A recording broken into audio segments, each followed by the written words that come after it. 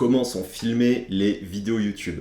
On va commencer par les McFly et Carlito. Ils viennent de créer un nouveau studio pour faire plus des podcasts, du contenu vraiment régulier. D'ailleurs, petit big up à Flo Sabatier et à qui du coup j'avais co-réalisé le film avec GMK. Pour pas trop me spoiler, j'ai regardé 2-3 vidéos de chez eux, là les dernières. Allez, on va prendre la vidéo de leur retour. On voit vraiment qu'il y a une grosse pique là, et puis après des piques là, donc il doit y avoir des choses intéressantes. Donc ça, avant, ils filmaient avec, je crois que ça s'appelle Xperia, Canon, non c'est les imprimantes, Canon Vlogging Camera. Ça va là, le petit boîtier. Alors maintenant, ils ont sorti un PowerShot que j'ai testé, je vous en parlerai après avec un autre YouTuber. Et voilà, ils utilisaient ça. Vixia. Je sais, je les avais vus plusieurs fois là-dessus avec le petit PowerShot, des choses comme ça. Je crois que ça, c'est la version récente, mais en tout cas, c'était la petite caméra de vlog Canon comme ça. Parce qu'elle a un bon micro en fait, qu'elle a un petit retour visuel comme ça et surtout bonne batterie, bon micro, résistant, tu peux la mettre à l'arrache sur un tableau de bord de voiture, tout ça. Donc voilà, McFly et Carlito, pour leur séquence vlog en tout cas, ils utilisaient pas mal ça. Après le reste de l'équipe, c'était sûrement du boîtier Sony. D'ailleurs, on pourra parler juste après de Squeezie, d'autres gros youtubeurs où j'ai quelques infos. Du coup, présentation de leur nouveau studio. C'est des Blackmagic Studio avec un gros Tolly Light. D'ailleurs, petite anecdote, c'est Monsieur Tolly qui a inventé cette petite lumière en haut à gauche. Et puis une sur laquelle là on a fait pause. Sur les têtes des pieds, c'est des Manfrotto, c'est a l'air d'être des 501 HDV, enfin la classique quoi en tout cas. Et donc les Blackma Studio qui sortent en SDI et qui peuvent être contrôlés via là je crois d'ailleurs on voit les petites stations du Real, comme ça il peut switcher de caméra en live. On voit bien là ici la prise SDI. Donc Blackmagic Studio, très bien pour faire ça, ça tient bien, la chaleur, le temps, c'est fait pour. Par contre là les gars, le SSD qui pend, c'est un peu chaud, c'est rigolo quoi, vous auriez pu quand même l'accrocher un minimum, mais bon. C'est les SanDisk SSD, Extreme Portable SSD, 4 Terabytes, là celui-ci que j'ai. Et donc après 2022, il y a eu beaucoup de bugs, des problèmes de transfert, des copies qui se faisaient pas, des fichiers qui ont sauté, même avec des logiciels de récup. Vraiment mauvaise presse depuis novembre 2022, le mien il date de 2021 donc je le garde. Mais attention à ces SSD qui ne sont plus fiables. Maintenant, je conseille des T7 Samsung si vous avez besoin d'SSD, ou alors la marque de Jacob Owens, Tropic Color, ils ont lancé aussi leur propre SSD et qui sont assez chers. Mais voilà, petit soutien aussi à des filmmakers qui lancent des produits qui ont l'air fiables en tout cas. Donc voilà, McFly et Carlito, ok, nouveau studio. J'ai l'impression que c'est un Tamron, je suis pas sûr, mais on dirait un peu les Zoom Tamron. En tout cas, ça a pas l'air des objectifs. Parce que là, vu qu'il y a un fût, j'aurais dit un 18-35 là, mais là j'ai l'impression que le fût il se zoome des zooms. Donc pensez à ça, bon apparemment. Bah ouais, puisque même là, ici il y a un fût, à mon avis, ils ont 3 fois le même setup. Le but c'est de faire beaucoup de vidéos avec la boîte de prod qui les gère. Maintenant, ils ont pris tous les youtubeurs, c'est abusé, c'est un truc de ouf. Les sauces piquantes, il manque des luminaires, des étagères, mais en vrai c'est très cool. Il y a l'espace technique, regarde, il y a toute une régie. Regarde, on peut montrer la régie. Vous vous rendez pas compte pour nous, pendant des années on a... Mais ils se rendent compte, arrête de leur dire. Mais avec son téléphone. Vous comprenez quoi. Ah bah voilà, du coup là je parlais du mélangeur. Donc ça doit être le Atem Mini. Comme ça en fait, là ils ont une petite prévisu. Ils ont le programme et puis la caméra que tu veux lancer avant le programme en fait tu peux la mettre en plus grand. Mais en tout cas voilà, le but c'est d'avoir ton flux de toutes tes cams ici et puis de jouer en live. Ce qui est super pratique aussi c'est qu'après tu peux le récupérer en première et puis t'as déjà les cuts en fait qui sont déjà montés, comme ça tu peux avec des poignées plus ou moins loin. Donc bon là on est en son, j'ai vu un casque d'été. C'est une référence aussi, c'est soit Sennheiser HD25, comme moi j'ai ici que je préfère parce qu'il englobe mieux l'oreille, ou alors un DT. Enfin non, le DT il englobe à fond l'oreille, mais justement c'est ce que j'aime pas. Moi là j'aime bien quand ça soit juste posé. Je suis team HD25 pour le son. Dis-nous dans les commentaires. Andrea au make-up elle m'a dit voilà. Si des grands, les a réunis, les barres, les gants. Pas que tu peux. J'effectue le scroll. Hop, donc là la black, et en plus les nouvelles, je peux même numéroter le Tolly. Qui sont vraiment un rapport qualité-prix de ouf, vraiment. Tu fais donc de la 4K, t'as du 12G SDI, t'as un gros moniteur LCD 7 pouces comme ils disent. Je suis team Blackmagic, de toute façon il y a un rapport qualité-prix qui est fou, et puis des images à la sortie, tu peux pas tester. Franchement c'est vraiment ouf. Une monture, je sais pas, Olympus, une monture micro 4. Bon, monture EF. Et du coup, l'Oljo, Tamron, micro 4 tiers, est-ce que ça peut être ça? Non, parce qu'il y a une petite bague à l'avant. À moins qu'ils aient mis peut-être un convertisseur 4 tiers, je crois pas. Alors on fait une analyse de setup, on va jusqu'au bout quoi, non? Shure SM58 je crois, bah les petites small rig, poignées, ça c'est peut-être pour intervenir avec l'ingé son. Derrière on voit une console aussi pour le son, je suppose qu'il y a un ingé son qui squatte là dans la cuisine. Ah ouais non putain, t'as encore une Blackmagic Studio là, puisqu'il y a le gros Tolly, donc c'est pas de la GoPro en fait, c'est juste encore une cam avec un méga grand angle. Donc il doit en avoir une là. Bah en tout là, je dirais qu'il y a 1, 2, 3, 4, 5 sources, peut-être. Ouais, ça doit être ça, mais j'arrive pas à voir l'optique qu'ils ont. Ouais, je sais pas. On met de l'enquête. Quelle optique ils ont? Même si en soi ça change pas grand chose. Bon, je sais pas, dites-moi en commentaire ce que vous en pensez. Peut-être qu'il y a les techniciens aussi de la prod qui vont voir la vidéo. Ça sent du micro hyper directif. Ça sent du Sennheiser ou... Putain, bah raccroché sur la chaise. Les mecs, ils ont investi des centaines de milliers d'euros là dans tout ce hangar. Et c'est accroché au tabouret. C'est ça qui est drôle. D'ailleurs, big up aussi à Nathan Henton, mon chef-op, qui a été du coup leur chef-op sur tout ce qui était le Fat Show. Un micro comme ça, vachement long. Ouais, c'est quoi ça me cache 600, c'est ça? Ah non, 60. C'est quoi la référence super connue, la Sennheiser G2, puisque ça a l'air d'être vraiment une méga bonnette comme ça, bien longue. Bon, en tout cas, c'est sûr que c'est pas de l'omnidirectionnel, parce qu'aucun intérêt d'aller chercher les bruits des techniciens, faut vraiment que ce soit dirigé. Et en plus de ça, on le voit bien, c'est vraiment complètement dirigé sur la bouche. Donc le principe d'un micro directionnel, c'est ça prend un tout petit peu à l'arrière et ça prend énormément à l'avant. Micro directionnel. Donc c'est super pour YouTube quoi en fait, comme ça évite tous les frottements de mains, les choses comme ça évite aussi surtout d'avoir un cravate. Mais hop, voilà. Le diagramme, je crois que ça s'appelle. Ça fait longtemps que j'ai pas vu ça. Super Cardio, c'est certainement ce type de micro là, qu'on peut appeler aussi directionnel. À moins que ce soit ça, mais ça je pense pas, parce que du coup ça prendrait l'ingé son qui est sur le côté. Je pense vraiment que c'est ce type de micro. Je pencherais pour du Sennheiser Super Cardio. Voilà. Ok, cool. Bon bah force à eux, c'est bien. On va passer sur le Squeeze, tant qu'on reste sur les petits youtubeurs pas trop connus là, c'est bien. Qu'est-ce qu'il dit le Squeeze? Le Squeezos. Donc bon, on va checker son dernier docu, qui a été fait d'ailleurs par Lucas, c'est des barres. Parce que c'est lui qui a fait le making of de mon premier court métrage La menace d'une rose il y a plus de 10 ans. Donc on en rigolait un peu, hop. En plus on s'est parlé il y a pas si longtemps. Alors du coup Squeezos il utilise quoi dans son équipe? Bah je vais vous le dire, c'est des Sony A7S3. Je lui ai dit mais je suis sûr vous utilisez le Fix3. Puis il me dit non c'est plus team Sony A7S3 qui en soi a une différence. C'est plus sur l'aspect photo. Et puis voilà, c'est une référence qui est connue de date qui est antérieure, date de sortie à cette S3 avec des G-Master en fait. Du coup, comme ça tu profites de l'autofocus puisque t'es en run and gun tout le temps. Et donc tu sais jamais trop ce que tu as filmé. Voilà, là cet S3 il a 1 an de moins. Ouais, le viseur après on s'en... Le viseur, pour nos amis photographes, ouais c'est plus des différences d'ergonomie. En tout cas voilà, il m'a dit que sur le GP et de manière générale, sur tous les youtubeurs qui étaient au GP, il y avait énormément d'A7S3 avec un G-Master plutôt large, voire un petit micro Rode au-dessus. Vous savez là les références Rode Video Mic, je crois que ça s'appelle ce genre de petit micro tout simple qui fait le taf avec une petite bonnette. Voilà pour le Squeeze. Sur qu'est-ce qu'il utilise. Hop, on voyait un peu mieux le setup, je vais trop vite. Ouais, c'est ça, hein, lens Sony. Alors ça, c'est un micro d'une autre marque. C'est pas un Rode, c'est peut-être un Sennheiser. Et là, il y a un Tolly, là, ça c'est une FX3, frérot. Wesh, la merde.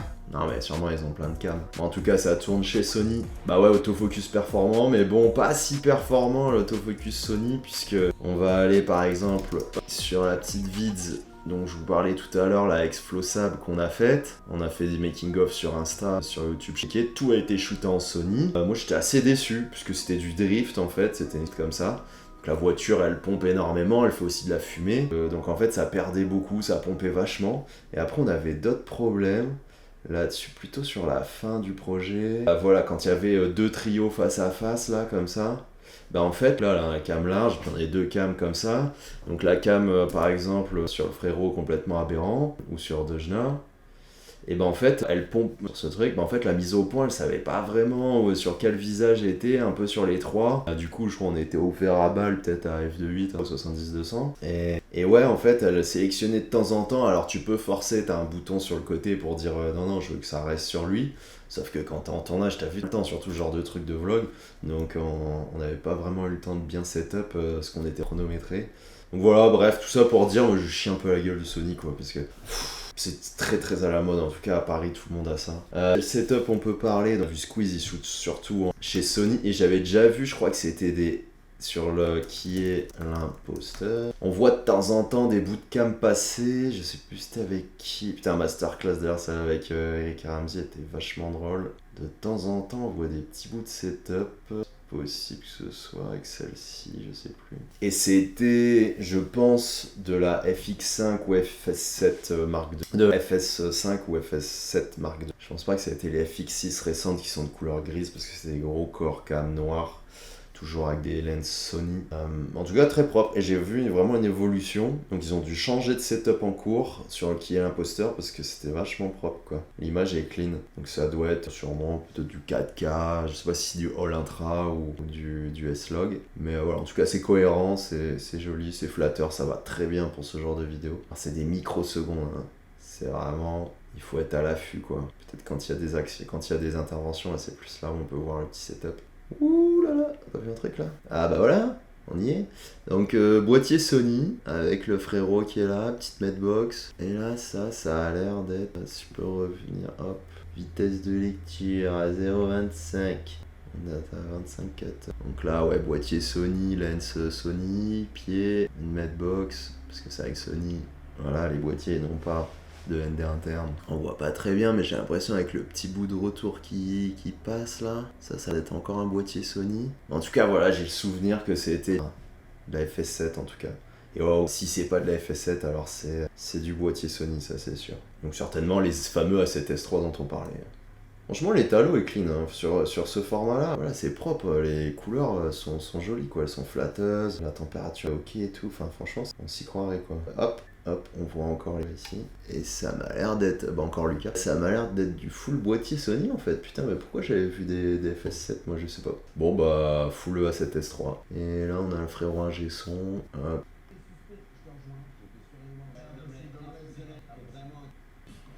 Et puis, comment faire? Il y en a qui payent YouTube Premium pour de vrai là. Moi j'hésite, franchement. C'est cher, mais le temps que tu perds. Dis bonjour à Jonathan, tu me connais bien? Bon, ok, on s'en bat les couilles. Suivant. On a toujours en français. On peut faire le poteau Charles. Mais d'ailleurs, qui vient de sortir une vidéo sur le fameux PowerShot V10 là qu'on avait testé à Annecy lors de sa vidéo. Oh, mais tiens, c'est quoi ça? Le truc pas du tout intéressé, tu sais. Alors, le petit Charles. Bim. Quoi? Du coup, Charles, avec quoi il shoot? Une C70 avec, en retour, il prend un petit moniteur comme ça, LUT 7S Fieldworld. Parce qu'en fait, on a le même. Voilà, avec la petite cage Nits là que je lui avais conseillé, qu'il a pris aussi. C'est très convenable pour avoir un retour comme ça pour de la vidéo YouTube ou un retour client. Mais voilà, tu vas peut-être pas donner ça à un chef-op quoi. Un chef-op, c'est pour ça j'ai plutôt le Small HD. Mais en tout cas pour un retour vlog comme ça. Et donc en cam, C70, optique Canon, je crois qu'il a son employé Maxime qui est derrière avec le casque qui contrôle le discours et puis comment ça module aussi. Et puis voilà, d'ailleurs il change de studio, il est plus à Redbox. Là. Voilà, on voit même un petit pied avec des rotules, tout ça. Très sympa. Voilà, c'est flatteur, c'est joli. Je pense qu'il met un petit promise devant. Qui on peut parler? JC Pierre, je sais qu'il est team Canon puisqu'il s'est fait sponsor, il a revendu sa Red Gemini, etc.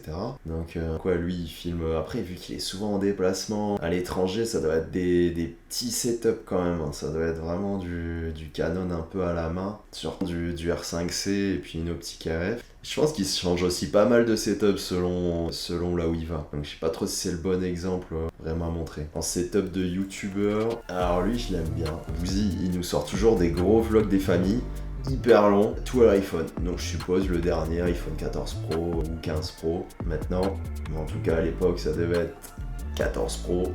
Avec une grosse mémoire, même pas de micro, tout, parce que j'ai déjà vu plusieurs fois en train de filmer comme ça, et même il en parle dans ses vidéos, qui dit justement c'est pratique de le glisser dans la poche, puis c'est bien, ça amène un côté, regardez, on parlait encore du boîtier Sony là, Je pense au GP, genre t'étais en galère, t'avais une batterie, un truc, tu demandes à ton voisin, et gros t'as pas une batterie de Sony? Il t'en sort 10. Ça devait être là-dedans.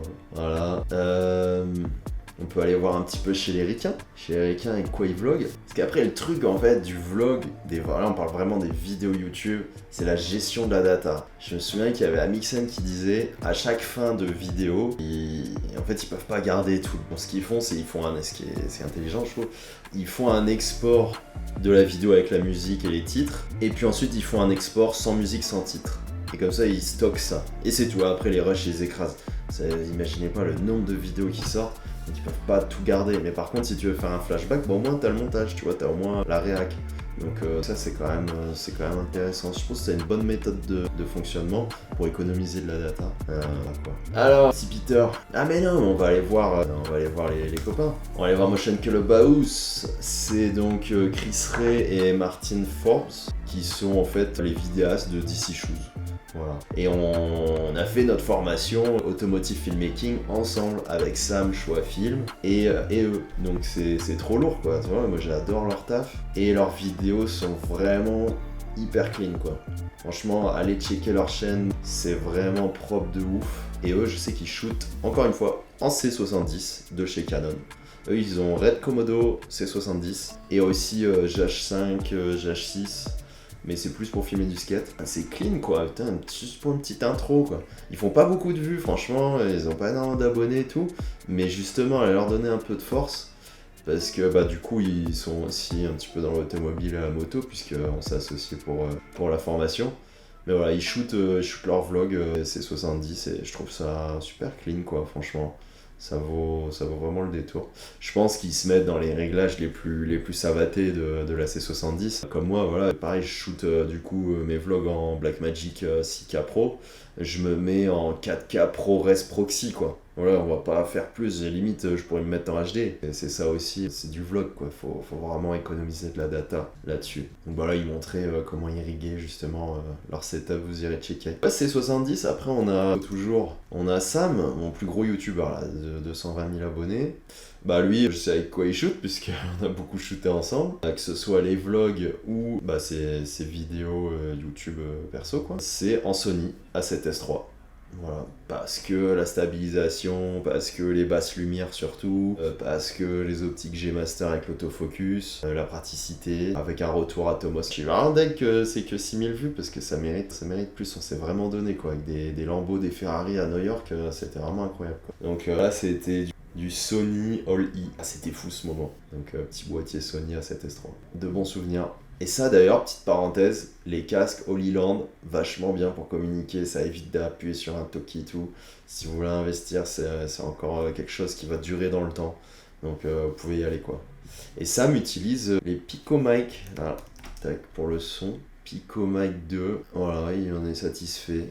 Donc il a ça, et puis il a aussi la marque un peu prestigieuse, là je sais plus comment ça s'appelle, c'est pas Sennheiser, mais je sais plus, bah il a un autre setup aussi de micro HF qu'il utilise pour ses vlogs, et plutôt propre. Voilà. Bah écoutez, je pense qu'on va se terminer là, parce qu'après on peut faire tous les setups de youtubeurs XXL quoi, mais j'ai hâte de voir aussi la démocratisation de l'iPhone 15 Pro avec le log, les différents vrais grands angles et plus serrés. Je pense que pour du vlog ça peut vraiment être vénère. Alors t'as pas de retour, mais le côté praticité, tu sors ton téléphone un peu comme le bouseux, je trouve ça trop cool. Voilà, si après Canon PowerShot aussi, on a vu quand même pas mal de caméras différentes. Et du coup, bah, ce qui est intéressant, c'est de vous dire un petit peu en commentaire qu'est-ce que vous en pensez vous, qu'est-ce que vous utilisez pour vos vidéos YouTube si vous en faites. Voilà, et puis petit format comme ça, là, cool, on blablate. Allez, on en refera peut-être si ça vous plaît. Let's go, ciao.